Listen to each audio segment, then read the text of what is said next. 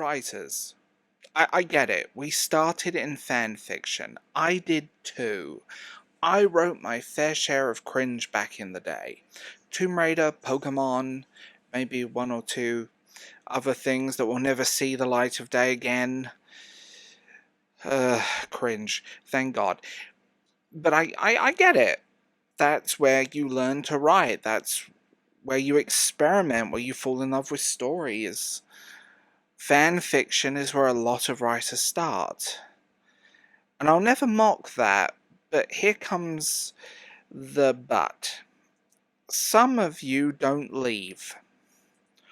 Some of you picked up your AO3 account, changed the name, and hit upload on Amazon.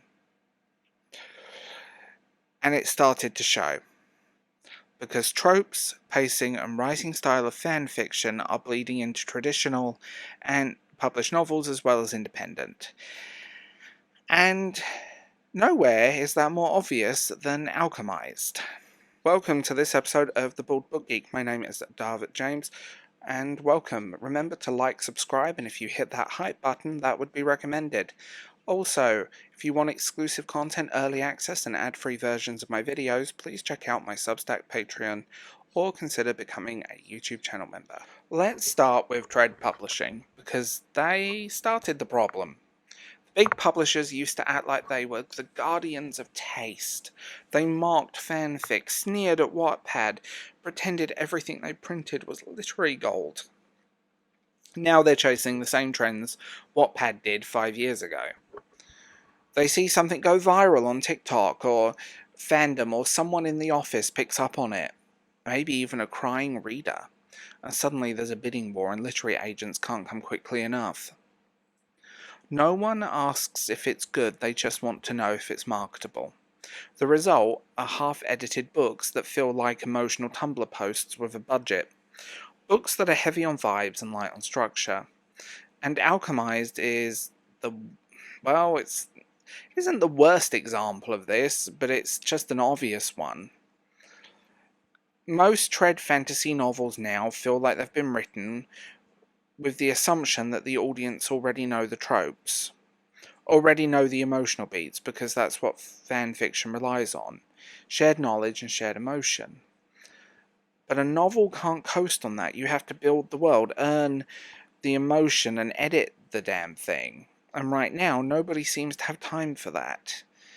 And I mean basic editorial mistakes that don't even get fixed in the paperback edition. Now let's talk indie, because indie authors, you're not innocent in this either. We've entered this weird phase where indie publishing is the new Wattpad. A lot of unfiltered, unedited, and algorithm obsession.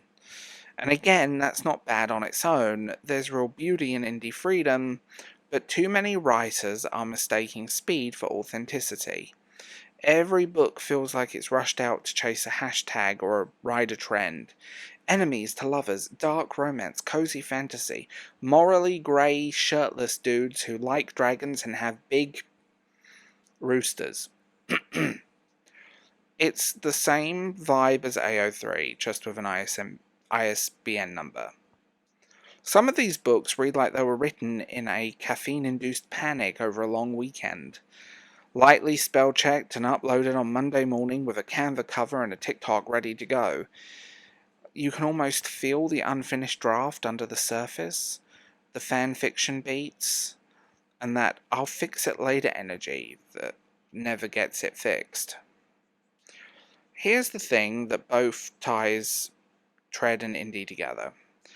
Fanfiction and fanfiction culture has rewired the reader, what they expect from books.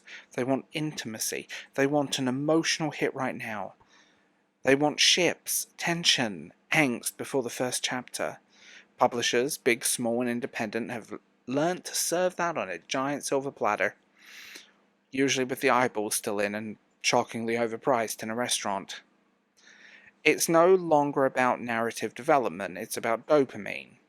A lot of books, every chapter ends on a cliffhanger, every page has to be quotable. If you can't turn it into a TikTok sound, then it's too slow. We're not writing for readers anymore, we're writing for algorithms, and it's I don't think it's healthy in a creative sense.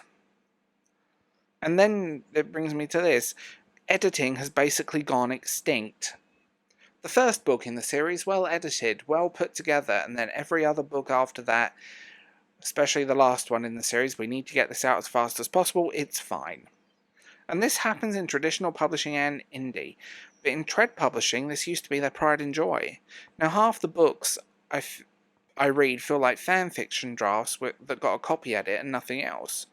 You can spot the pacing problems, the tone whiplash, and the plot holes the size of a large Ram truck. But editing slows things down, and in a content economy, slow is the enemy. Meanwhile, indie authors are told, don't over-edit, it kills your authenticity. No, it just makes your book readable, Susan. Somewhere along the way, editing became elitist, and emotion became currency, and the result is a wall of books that feel raw and emotional but fall apart the second you think about them.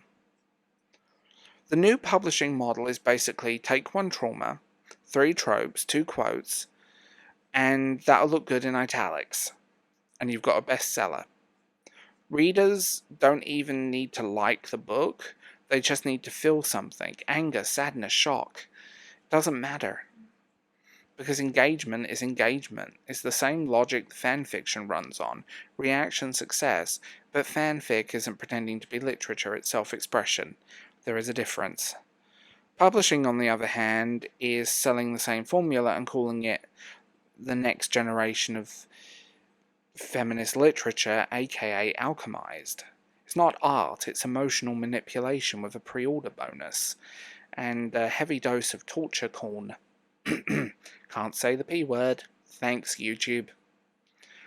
And this is the part that gets to me, because I know so many genuinely talented writers, both indie and trad, who have been sucked into the system. People I know, and they want to write something truly brilliant, but they're under pressure to go viral. People who care about their stories, but are told by editors or marketers to make more trauma, up the spice, or throw in morally grey dude, because that's what sells. That's not creative freedom, that's creative exhaustion. Writers, good writers, you deserve better than this. Your work deserves time, space, and structure. It deserves to be finished before it's published. Fanfiction belongs online. Publishing should be the next step, just not the same thing with a price tag. I think we've lost patience, we've lost editing, we've lost the difference between emotional honesty and emotional expectation, where everything has to be a high, everything's dopamine, everything is this, everything is that. We're living in a world where everybody wants the emotional high of fanfiction without the community that made it something. Fanfiction was never about sales, it was about connection. And that kind of gave it soul, good or bad. I will stand on the precipice and I will admit I wrote some bad fanfiction. Publishing has tried to bottle that, market it, and sell it back to us, and the results feel hollow, manufactured emotionally, and basically engineered chaos. It's like someone took the internet's collective trauma and said, let's make a trilogy. So yeah, publishing feels like fanfiction now, and not because fanfic is bad, but because publishers forgot how to publish. We don't need more trauma bait, or emotional manipulation, or endless tropes. We need stories with rhythm, structure, and a heartbeat that isn't trying to go viral. So writers, take your time. Readers, know better. And publishers, maybe try editing again. It worked pretty well for the first few 100 years. Can we go back to that? Because right now, half the books on the shelf read like a Tumblr AU with better cover design. Leave the fanfiction online, that's where it thrives. Let the books be books again. So yeah, if you like that, tell me what you think in the comments below.